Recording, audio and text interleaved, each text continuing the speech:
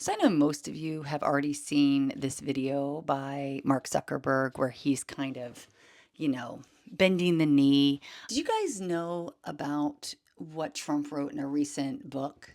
We are watching him closely. Trump wrote in his book earlier this year in a section about Zuckerberg, and if he does anything illegal this time, he will spend the rest of his life in prison, as well as others who cheat in the 2024 presidential election. So Trump publicly threatens him with prison time. And then he makes this, I don't know, hostage video where he's like, we're going to get rid of fact checkers.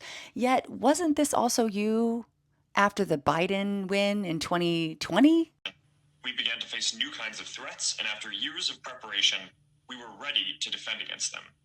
We've built sophisticated systems to protect against election interference, and we introduced new policies to combat voter suppression and misinformation.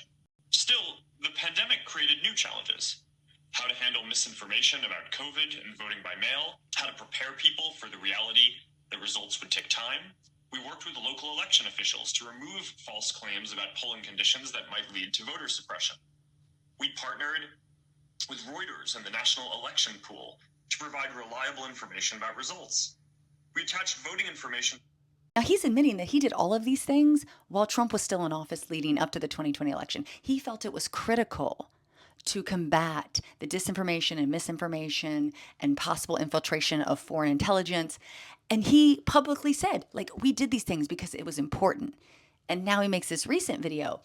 And then Trump was point blank asked, do you think that Zuckerberg's 180 is because of you? And this is what he said. Do you think he's directly responding to the threats that you have made to him in the past? With Probably. Yeah, probably.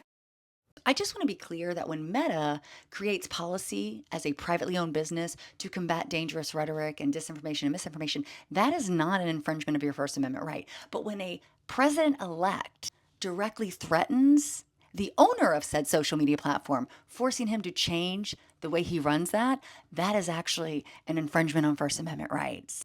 That is quite literally the definition of authoritarian dictator. It's also worth noting that Elon Musk openly admits that you will only get pushed out on the algorithm on his platform, formerly Twitter, if you pay him. You have to pay for content to be engaged with.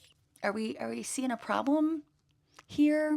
Also worth noting, I just got flagged on Instagram by fact checkers yesterday. So I guess maybe this hasn't taken effect yet. Or maybe it's because I create more left-leaning content. Time will tell. Time will tell.